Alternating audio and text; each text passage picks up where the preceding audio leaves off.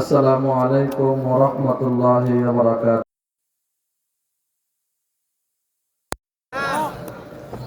ঠান্ডা হয়ে গেছেন? আবার সালাম দিচ্ছি। আসসালামু আলাইকুম ওয়া রাহমাতুল্লাহি ওয়া বারাকাতুহু। সবাই ঘড়ির দিকে তাকান। আমি ঘড়ি ধরে 20 মিনিট কথা বলবো, এরপর ইনশাআল্লাহ বিদায় নেব। এখানে অনেকেই আমার মুসল্লি, ছাত্র, আমার পরিচিত সুদূর পাবনা, সিরাজগঞ্জ থেকে মেহমানরা আসছেন। আপনাদেরকে মন ভরে আলোচনা শোনাবেন, আমরা শুনবো না ইনশাআল্লাহ। একটা অনুরোধ আপনাদের ইমাম হিসেবে রাখতেছি, যারা দাঁড়াই আছেন আর যাদের সামনে ফাঁকা জায়গা আছে, আল্লাহর হস্তে যদি হাত আপনাদের পায়ের নিচে রেখে বলতেছি, যারা দাঁড়াই আছেন একটু আগায় বসেন ইনশাআল্লাহ, সামনে আগায় বসেন, একটু মাঠে জমা জমা বসেন ইনশাআল্লাহ। আমি বেশি লম্বা আলোচনা করবো না, অল্প কয়েক মিনিট ইনশাআল্লাহ বিদায় নেব। গুরুত্বপূর্ণ আলোচনা করবেন আমাদের মেহমানরা, ওনারা কথা বলবেন ইনশাআল্লাহ। সামনে একটু আগায় বসেন ইনশাআল্লাহ। আমরা যে সালাম দিছি, সালামের লাভ আছে না নাই? সবাই বলেন সালামের লাভ আছে না নাই? সালামের একটা ছন্দ আমার সাথে সাথে পড়েন, বলেন সালাম দিলে 3টি লাভ। সবাই বলেন সালাম দিলে 3টি লাভ। 1 নম্বরে সওয়াব পাই, 1 নম্বরে সওয়াব পাই। 2 নম্বরে গুনাহ মাফ, 2 নম্বরে গুনাহ মাফ। 3 নম্বরে মা বাবা উস্তাদের দোয়া পাই। 3 নম্বরে মা বাবা উস্তাদের দোয়া পাই। পরে সালাম দেব না, কম নেকি নেব না, আগে সালাম দেব, বেশি নেকি নেব। সালাম। আসসালামু আলাইকুম ওয়া রাহমাতুল্লাহ। সবাই বলেন আসসালামু আলাইকুম ওয়া রাহমাতুল্লাহ। সালাম দেব তো ইনশাআল্লাহ? সবাই হাত তোলেন ইনশাআল্লাহ। একটু নারাসার কোন নারায়ে তাকবীর, নারায়ে তাকবীর। দিন ইসলাম, দিন ইসলাম, কোরআন সুন্নাহর আলো, আল হাদিসের আলো, আলেম ওলামা যেখানে, পীর বুজুর্গ যেখানে, নারায়ে তাকবীর। আলহামদুলিল্লাহি ওয়া কাফা ওয়া সালামুন আলা ইবাদিহিল্লাযীনা ইসতাফা, আম্মা বা'দ। فأعوذ بالله من الشيطان الرجيم. بسم الله الرحمن الرحيم. وعباد الرحمن الذين يمشون على الأرض هونا وإذا خاطبهم الجاهلون قالوا سلاما والذين يبيتون لربهم سجدا والذين يقولون ربنا اصرف عنا عذاب جهنم إن عذابها كان غراما. الله أكبر. আমাদের মালিক কে? সবাই বলেন আমাদের মালিক কে? আল্লাহ তাআলার অনেকগুলো নাম আছে, সিফতি নাম আছে না নাই? তার মধ্যে একটা নাম আমাদের মালিকের নাম হলো আর রহমান। কথা বলো ঠিক কিনা? তাহলে আমাদের মালিকের আরেকটা নামের নাম কি? আর রহমান। সবাই বলেন আর রহমান, আর রহমান। আসমানে যিনি আছেন, আমাদের মালিক যিনি, ওনার অপর নাম কি? আর রহমান। এই রহমানের বান্দা হওয়ার জন্য কিছু সিফতের দরকার, কিছু গুণের দরকার, কিছু বৈশিষ্ট্যের দরকার, কিছু কোয়ালিটির দরকার। কথা বলো ঠিক কিনা? তো রহমানের বান্দা আমরা আসলে কি বান্দা হতে পারছি কিনা, আমরা কি বান্দা আছে কিনা, একটু কোরআন দিয়ে হাদিস দিয়ে জানার দরকার আছে না নাই? সবাই গেলে বলে আমরা আল্লাহর বান্দা, আমরা রহমানের বান্দা। ভাইও দাবি করলেই হবে না, কোরআন হাদিস দিয়ে মাঝে মধ্যে একটু চেক দিতে হয়, একটু যাচাই করতে হয়, আসলে কি আমি আপনি আল্লাহর বান্দা আছি না নাই। কথা বল ঠিক কিনা? অল্প কয়েক মিনিটে কয়েকটা সিফত আমরা জানবো। রহমানের বান্দা কারা, আর রহমানের বান্দা হতে গেলে কি কি গুণের দরকার, কি কি কাজের দরকার, এই কয়েকটা কথা আমরা শুনবো ইনশাআল্লাহ। সবাই বলেন ইনশাআল্লাহ। কারণ রহমানের বান্দা হওয়া ছাড়া কেউ যদি কবরে যায় তার পরিণাম ভালো হবে না, কবর তাকে ধরবে, তাকে শাস্তি দিবে। কথা বলেন ঠিক কিনা? আমার ভাইরা, আল্লাহ সুবহানাহু ওয়া তাআলা পবিত্র কালামে পাকের মধ্যে জানায়া দিলেন, ওয়া ইবাদুর রাহমানিল্লাযীনা ইয়ামশুনা আলাল আরদি হাওনা ওয়া ইযা খাতাবাহুমুল জাহিলুনা ক্বালু সালামা। আল্লাহু আকবার। আমার পৃথিবীর মানুষেরা, হে বনি আদম,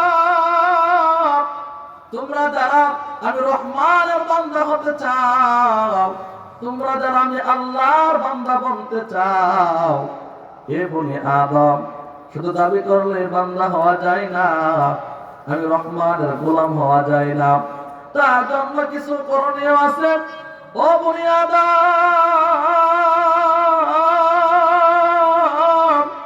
যদি তুমি আমি আল্লাহর বান্দা বনতে চাও, আমি আল্লাহ তোমাকে একটা আদেশ করে দিলাম।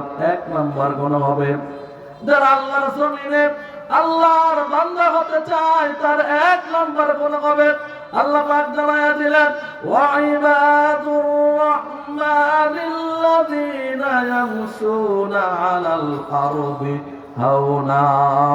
রহমানের বান্দা যারা হবে, আল্লাহর বান্দা যারা হবে, আল্লাহ পাক জানায়া দিলেন, বনি আদম, তোমার মধ্যে একটা গুণ থাকবে।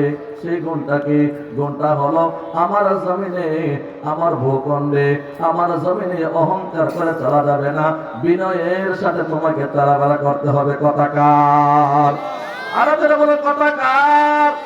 আমার বন্ধুরা, আল্লাহ পাক জানায়া দিলেন, হে বনি আদম, তুমি যদি আমি আল্লাহর বান্দা আসলে হয়ে থাকো, তুমি অহংকার করতে পারবে না, তোমার মেজাজ খেটখেটে মেজাজ হওয়া যাবে না। আমি আল্লাহর যদি গোলাম হতে চাও, আমি আল্লাহ তোমাকে এক নম্বর সবক দিলাম, যতদিন দুনিয়ার মধ্যে থাকবে, যতদিন আমি আল্লাহর জমিনে চলাফেরা করবে, বিনয়ের সাথে চলবে, নম্রতার সাথে চলবে। আমার ভাইয়েরা, বলুন দেখি, রহমানের বান্দা হতে হলে অহংকার মুক্ত জীবন গড়া দরকার আছে না নাই? সবাই বলেন আছে না নাই? কেন আপনি অহংকার মুক্ত জীবন করবেন?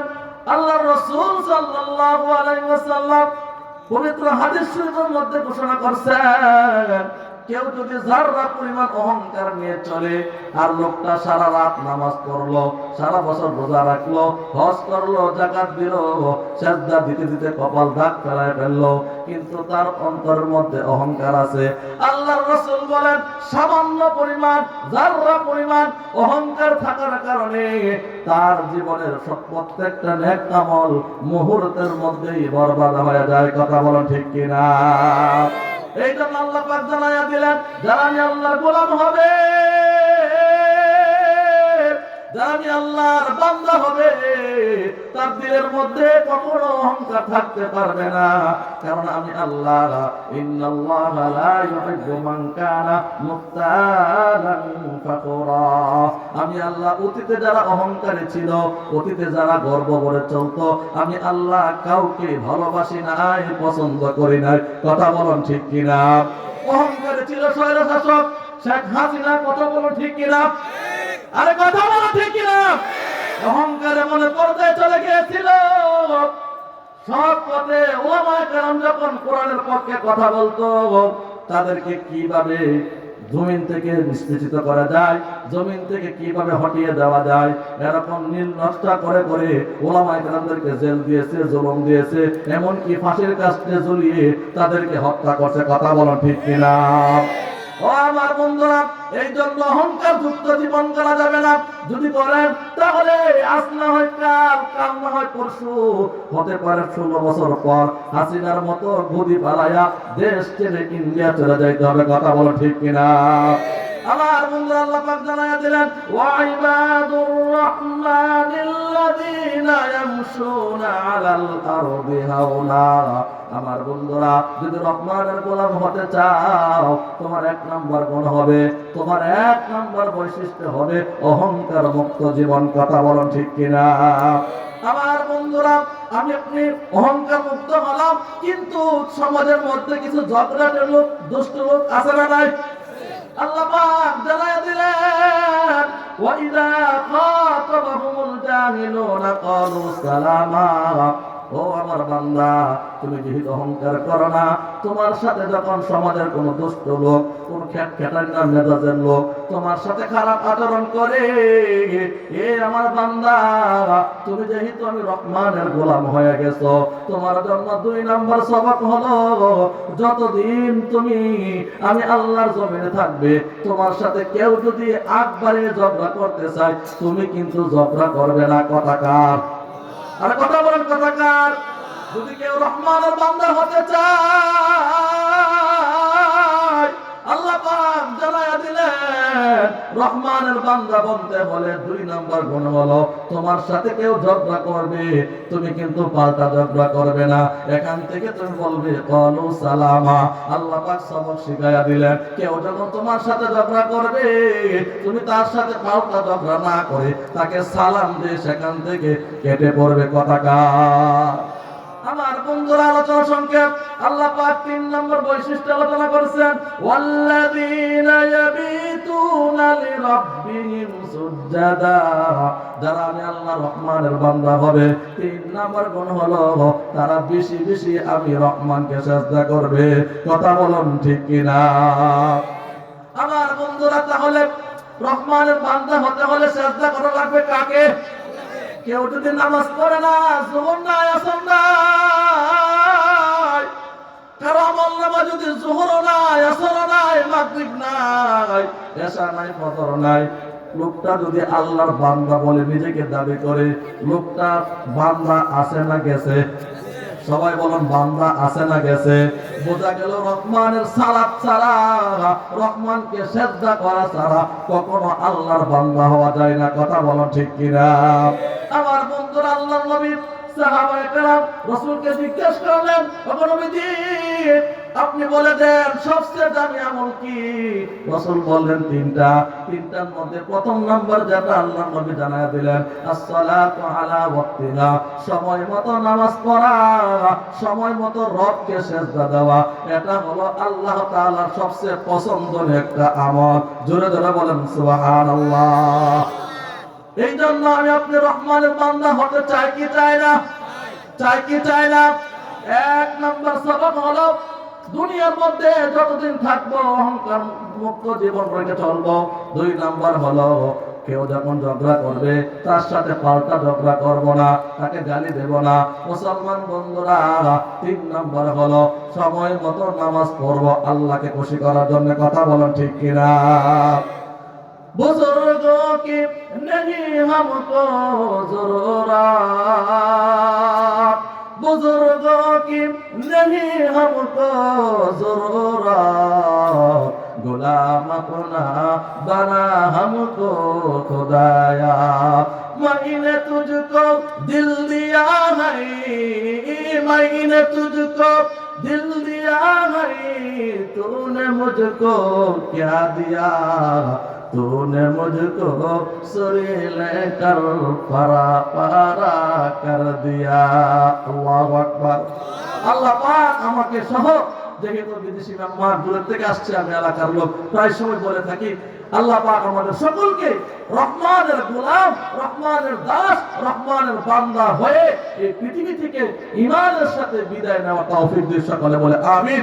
আজকের এই মাহফিলকে আল্লাহ পাক ভরপুর কামিয়াবি সফলতা দান করুন। সকলে বলে আমিন। ওয়া আখিরু দাওয়ানা আলহামদুলিল্লাহি রাব্বিল আলামিন।